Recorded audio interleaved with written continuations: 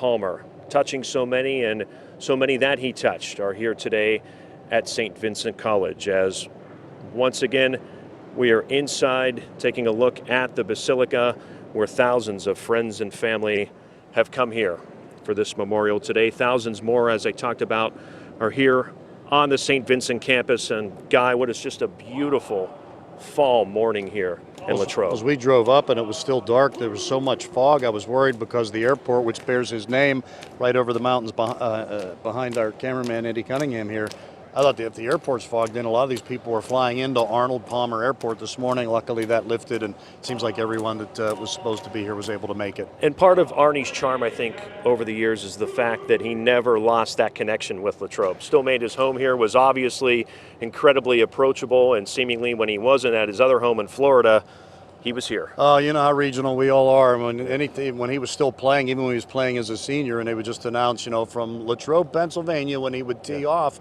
and the people Latrobe claim him, but we claim him from Pittsburgh too. Fascinating when you think about the connections here at St. Vincent College. We mentioned it earlier.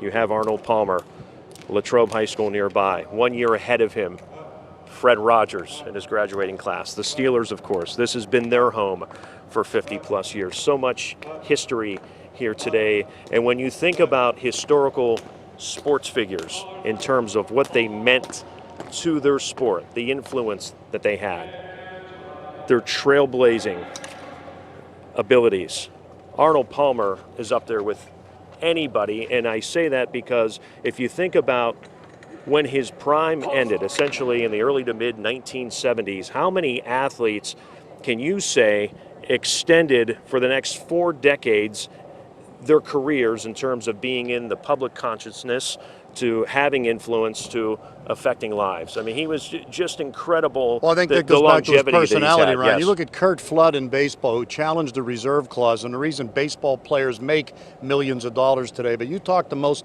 current baseball players, they have no idea who Curt Flood is. The reason today's golfers make all this money is in a large part due to Arnold Palmer, but they all know who he is. Most of these guys here never competed against him.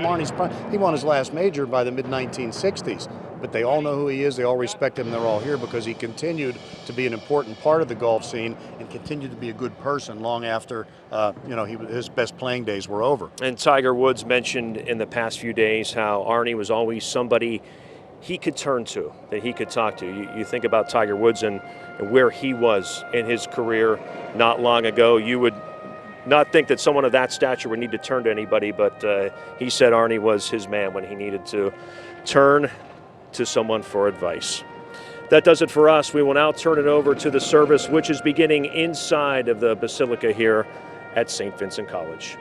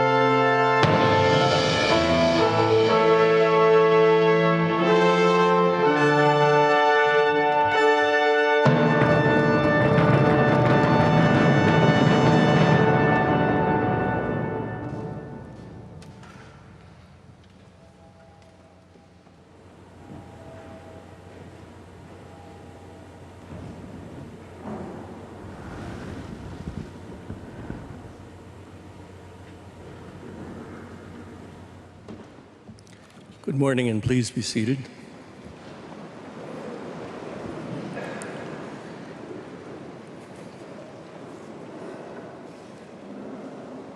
It is a privilege for me, as Archbishop of St. Vincent, to welcome all of you to this memorial service in tribute to Arnold Palmer.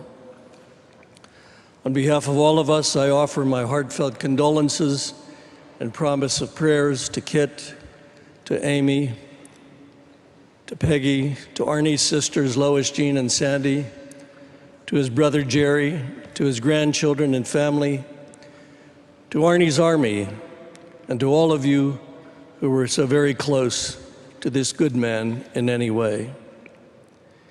We also remember on this special day, Winnie Palmer.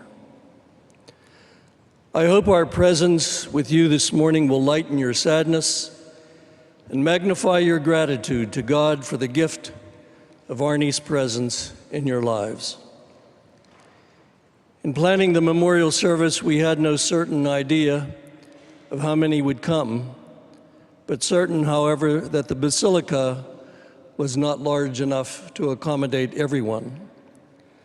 Sam Saunders, the grandson of Arnold Palmer, said, "Don't turn away anyone." My grandfather wouldn't want anyone to be turned away. So we were determined to find a good place for everyone, confident that the presence of the human spirit is not bounded by the walls of a particular place. I would like to begin our memorial service with a reading of Psalm 23. This psalm of trust in God and human courage was meaningful to Arnie throughout his life.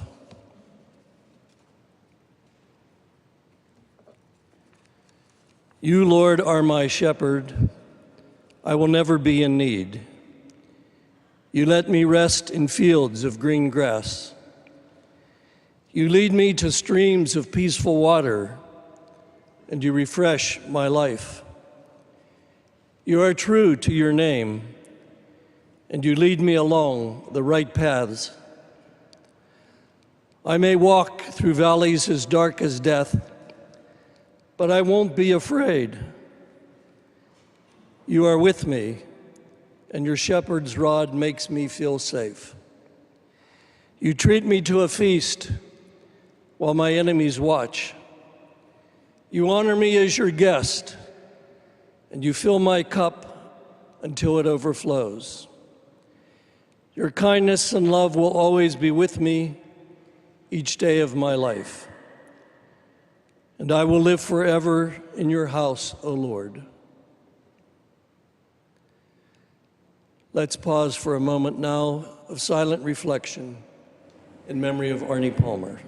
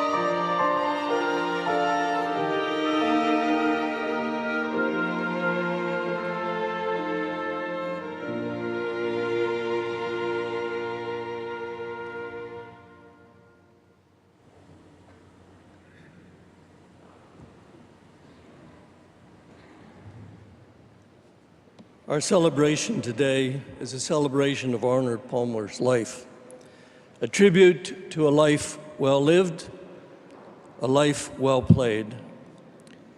Charlie Meacham, Arnie's lifelong friend, will introduce those paying tribute to our dear friend and neighbor, Arnold Palmer.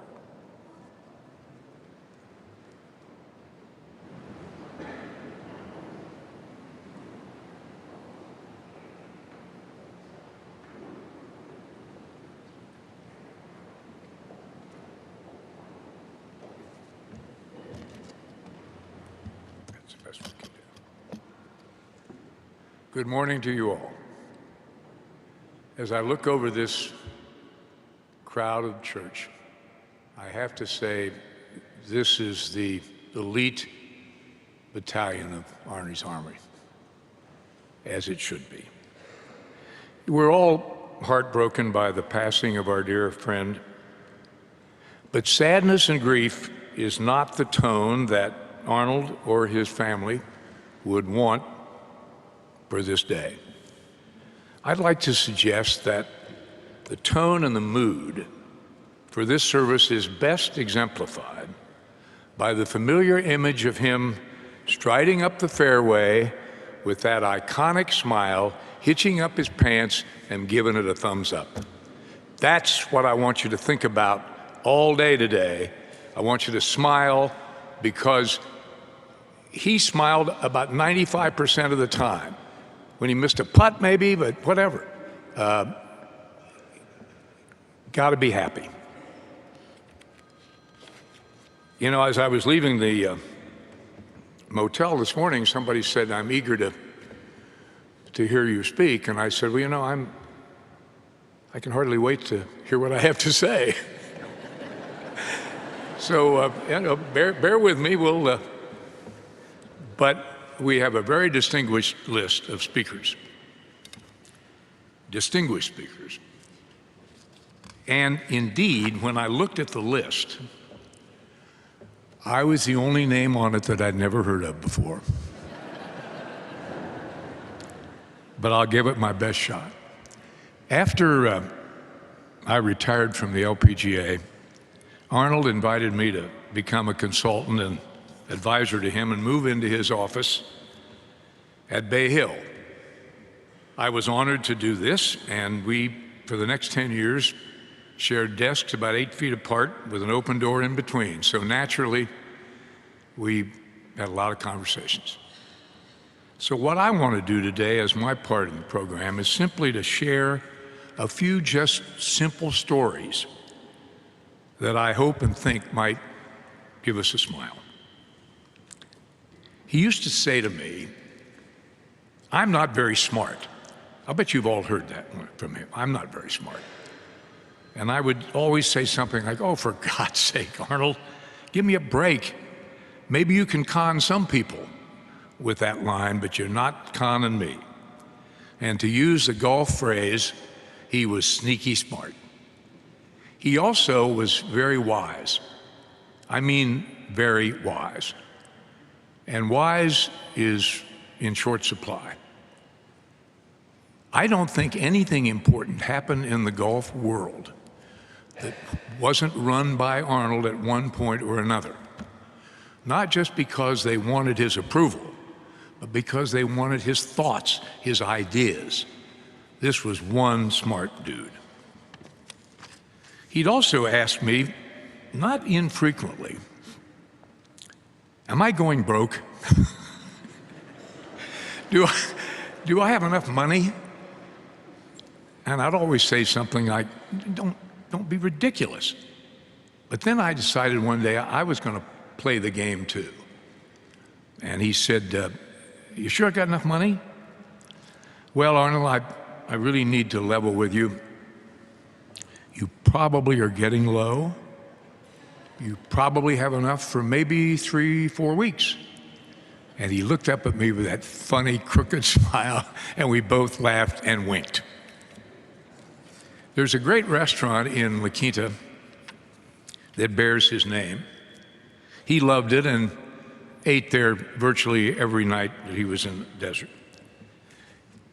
It's amazing people come into the restaurant virtually every day, and have now for years, and say to the manager, "Where does Arnold sit when he comes in? What does he eat when he's here?" So I said to him one day, "What should we tell them when they ask what you eat?" And he said, "Well, you know what I like. What should we tell them?" I said, "Let's tell them that he always orders the most expensive thing on the menu." And he said, I like that. Let's tell him that. As we both grew older, my hair would get a little longer and his a little thinner. And he would say to me, "Charlie, you need a haircut." And my answer was, "Arnold, that comment is coming from the deep envy and jealousy that you feel for my hair. And by the way, have you ever considered a toupee?" He reached for a 3-iron and I moved out quickly.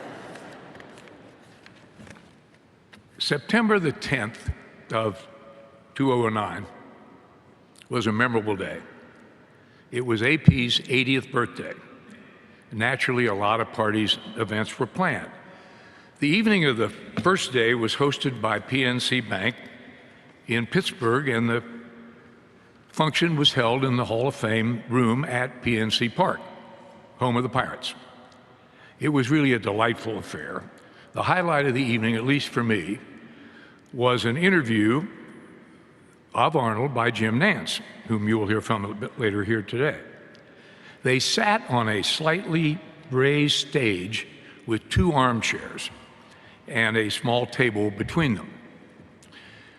When Arnold was called up, he wasn't quite prepared to be called up, so it would be a little later, but he jumped up and went up to the stage. Well, everyone knows that Arnold enjoyed a little Kettle One on the rocks with a slice of lemon, but apparently in his haste to get to the stage, he left his drink at his table.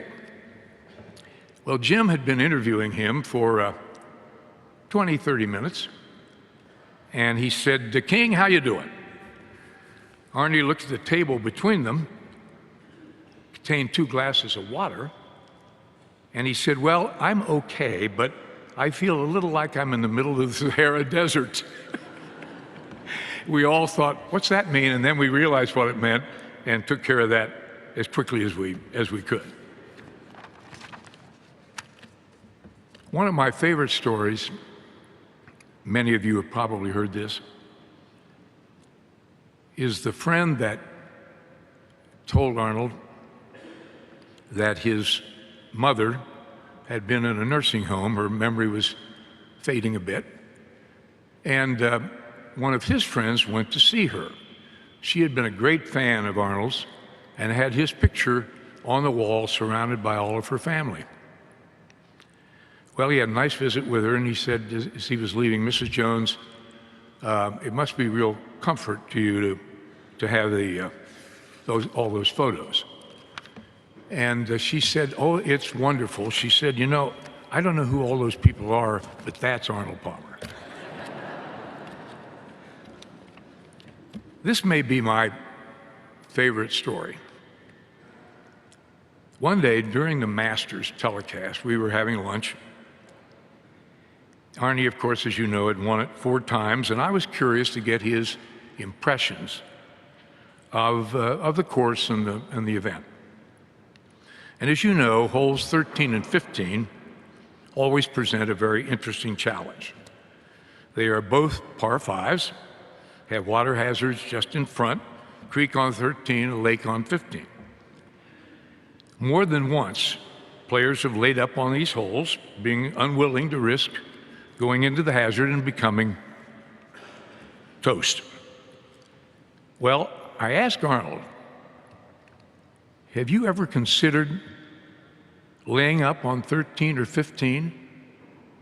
He sat for a minute, and then he said, "You know how many times I've come in second at Augusta?"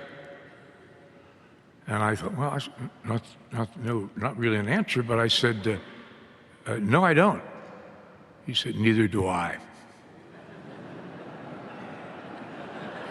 Think about that. Neither do I.